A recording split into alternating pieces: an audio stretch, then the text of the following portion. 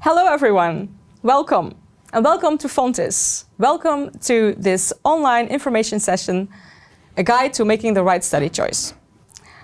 My name is Suzanne and this is my colleague Emma. We're both study and career counselors at Fontis, and today we are going to guide you to the steps of how to make a study choice. We're not going to do that alone. We have a special guest here today. Hello, Maria. Hi. Thank you for being here. Can you please introduce yourself? Yeah, I'm Maria. I'm from Syria. I'm a second-year industrial engineering and management student at Fontis. Great. Thank you. Thank you for being here. Okay, so what can you expect today? We're going to talk about the challenges that you might have of choosing from while living abroad. The decision-making process that contains of 4 steps. First one is orientation, then we have exploration, deep diving, and we'll end with decision time. And then there's also room for tips and questions. Yes. All right. Well, as Suzanne already told you all, we both work at Fontis. And Fontis is a university of applied sciences with international campuses in 3 cities.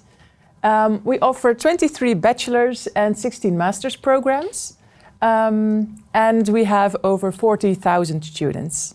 Maria is, of course, one of them, and maybe you will be too in a very short time.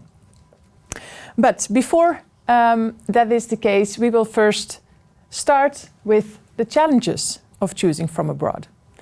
I can still remember from my own experience that it was very hard choosing a study, and that was in a time when there were even a lot fewer choices than there are today. So that is really hard, we know. This is actually the reason for this webinar. So how do you make a choice? Do you, for example, already know what you like doing? And is the study you're going to choose something that encourages that passion? So that will be a choice from the heart. Or do you choose something that gives you a lot more security, which might be a rational choice made with your head? Those are all choices. And then there are still some other choices. Do you, for example, already know at which level you would like to study, which type of education? Since there are universities of applied sciences, but also research universities. And then there are, of course, some practical factors. Where can I find some information? Where do I start, for example? And how do I know if the image that I have in my head is actually, if it reflects reality? So those are all things that are already very hard, and we can imagine they're even harder when you are not in the Netherlands at this point. So, Maria, can you maybe tell us something about how you approached this? Yeah, it was also really difficult because the study programs that are in my home country are also very different, and a lot of the programs that were here are not actually offered there. And it was just a thing of getting to know just so many different programs and majors, and it was a lot to just. It was a bit overwhelming to just see all the things that were there. But yeah, it was. What I did was just try to look at all the possibilities that were there. All right. So the decision-making process itself. Suzanne already told something about that in the introduction. And these are the 4 steps that it contains. First of all, orientation. And that step is about you. So it is about who are you, what do you want, what do you already know about yourself. The second step is about exploration. You turn outward. So you're going to look at possibilities, at different studies, for example. And then there is the deep dive. The deep dive is the moment where you go further into your top choices. So you try to find as much information as possible about the studies that you like most. As you can see, this is a loop. So for example, you find out something is not the way you expect it to be, or that something doesn't appeal to you as much as you thought it would. You can always go back to the exploration phase. And you keep repeating that process until you find you have enough information to actually make a choice. That is where you get to decision time. You compare your top choices, you ask your last questions, and then the moment is there. You can decide. We'll dive into every single step a little bit more. Right. Yeah. Well, thank you, Emma. Emma just talked about the loop, and here you can see that loop. On the left side, then we zoom into you, your qualities, your strengths, your interests, your values. The better you know yourself, the easier it gets to make a choice. So that's on the left side of that loop. And then here on the right side, we go look at the opportunities, future opportunities, jobs, universities. And you go just back and forth and see, okay, who am I? What do I know about this study? So orientation phase, the first step of the process is on the left side. Maybe you can do the next slide, Yeah, Emma. of course. Yeah, so you can see that square around the left side. Here is where you start. Before you go diving into study programs, first you start with, who am I? What are my interests? What do I like? What am I good at? So gain a lot of information about you. Yeah. Maria, can you tell me, like, how did you do that? Did you zoom into who am I? Yeah, because part of the struggle is just not knowing what you like and what major is going to be suitable for you. And so this was the time that I started taking all these not personality tests, but it was just the things that, like, what study choice fits you and what would be the best study for you. And this is what I tried to do. I also reached out to my friends and my family, and I was like, okay, write down the things that you think I'm good at, or the things that the qualities or things that could be helpful or can help me see my strengths and where I can use that in a study that fits me. So, yeah. Right, very good. Yeah. Well, this is what you can do. And I heard you say, like, I talked to friends and family because they know you. Yeah, they know you. So, and if you find that hard to, like, let them tell you, what your qualities are, your strength, you can also use AI to make a list of, like, 100 qualities and pick the 15 most that stand out for you. So let AI work for you as well. So you can identify your strength, but you can also start a reflection, reflect on your interest. Like, maybe, what do you do in your free time? Like, maybe it's, for example, hockey. What is it specifically that you like about hockey? Is it the sport itself, or maybe that you're outside all the time, or maybe that you're being like in a group, doing things together? So what is it that you like specifically? You can also look at previous experiences, like maybe an internship or a job that you had. Did you look at jobs or internships that you already did? Well, to be honest, I hadn't done much before, but I tried to also just look at experiences in general where for example, I didn't like to do something that was repetitive, so I was like, that I know I'm not gonna want to do something that's very routine as well. So, yeah. Absolutely, yeah. And I also heard you talk about doing a study test. Mm-hmm. Yeah, that's also good to do, and we'll put a link to a study test in the chat or somewhere where you can find it. Okay, yeah, well, step 2, I guess. Yeah, thank you. Step 2 is exploration, as we mentioned before. And this is actually the right side of this lemniscate, or this H-shaped figure.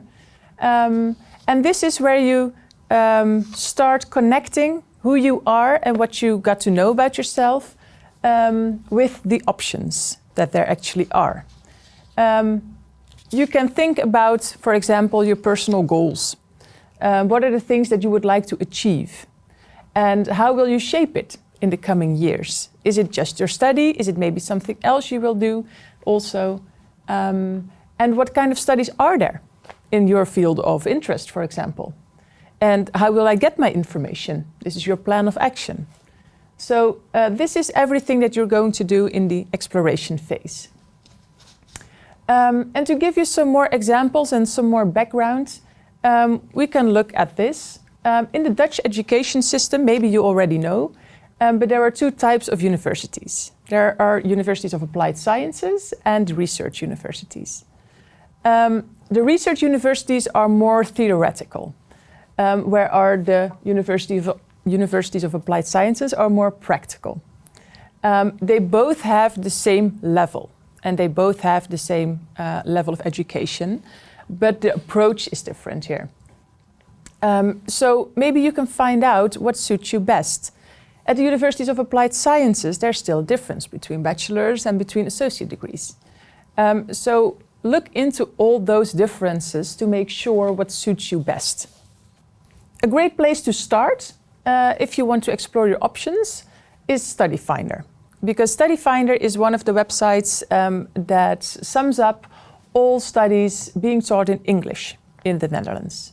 If you already know that you would like to study at Fontys, we also have an overview of every single study you can find at Fontys. And of course, if you've decided already, you can also sign up for several study choice events or several activities to find out what the studies actually comprehend. There's also the opportunity to meet students, to meet several associations, for example, that you can join when you would like to study here. Maria, did you already know about the difference between research universities and universities of applied sciences before you started your exploration phase? No, I had no idea, because usually for me back home, it was just one university. It's the same level, it's the same type of teaching, and I because I was looking and I'm like, applied. What does that like? It did not really. I was not familiar with the difference, and that there were also two. So that was also something to look at when I first started looking. And what made you decide to choose a University of Applied Sciences? Well, I really like the concept of applying actually what you're learning throughout your studies, and it being more practical than just theoretical. I think I learn best by practicing what I'm being taught. Mm-hmm. So yeah, that was the major thing that made me want to do applied science. Yeah. And do you like your choice? Are you happy with it? Yeah. Looking back? I'm very happy with it, yeah. Okay, good to know.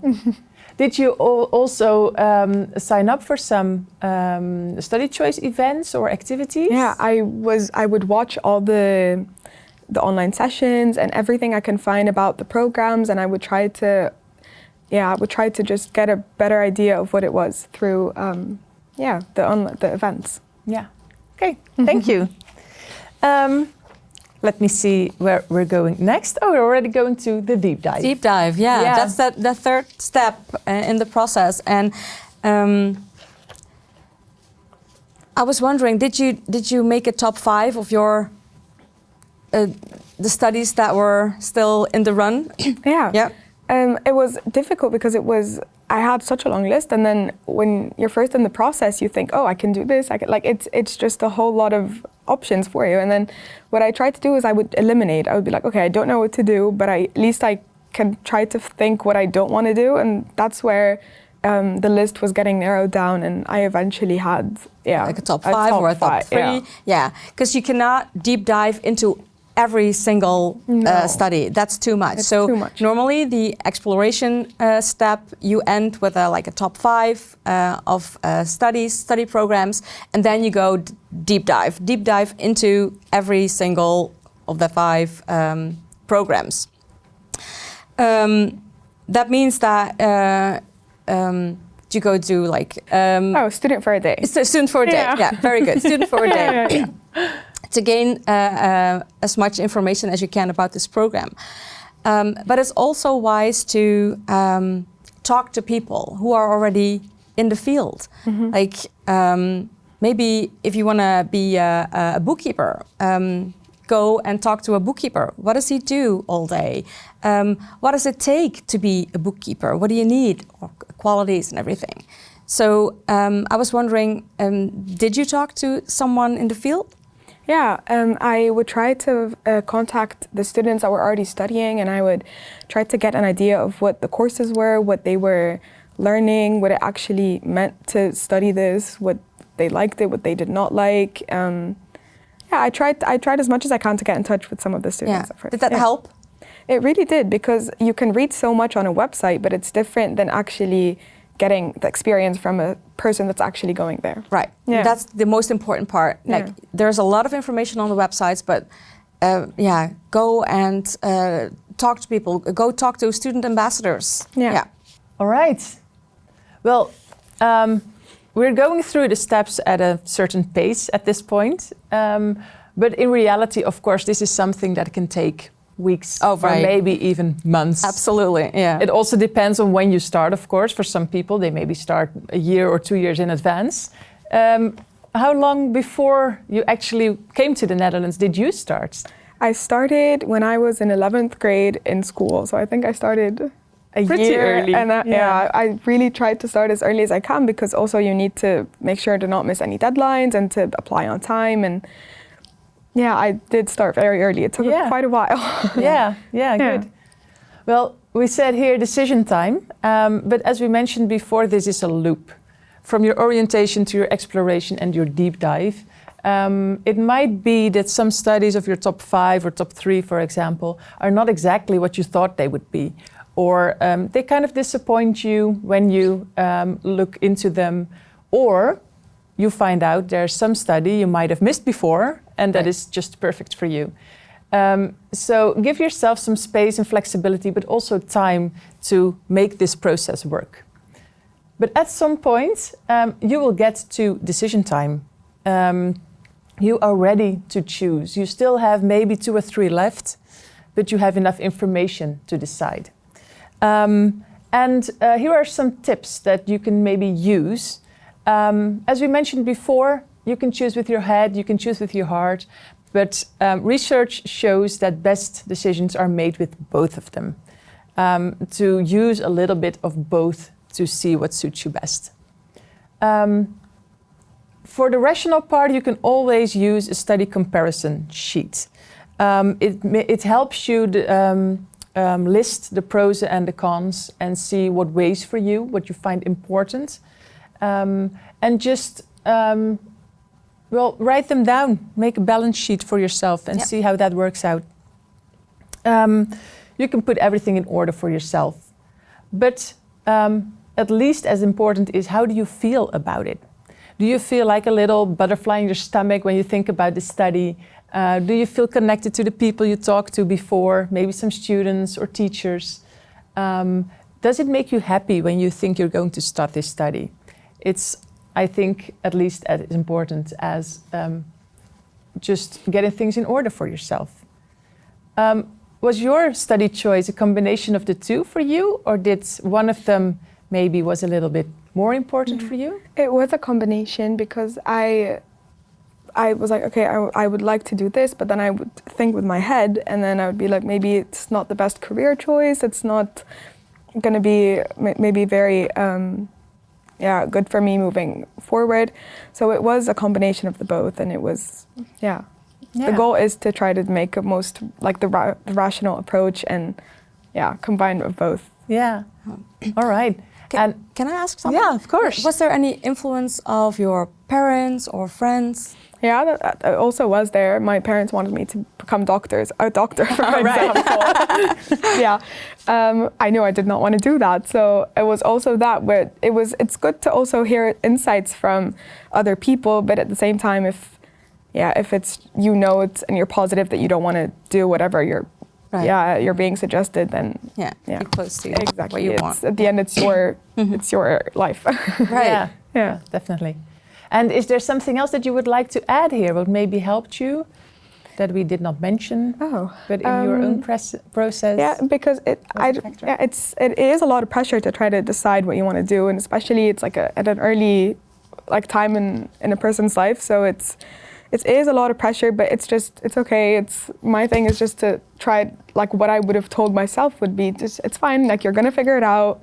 Sooner or later, you're going to find out what you actually like, and yeah. So trust it's the okay. process. Yeah, trust the process, exactly. Yeah. Okay. And it's not a choice for life, right? Yeah. 'Cause the yellow brick road goes like a little Yeah. bit left, a little bit right, and then you get there eventually. Exactly. In fact, this is not my first choice. I also did a year before at another choice because I thought that was the right best one. the Right, right yeah. one for Yeah, me. yeah. Turns out it's not.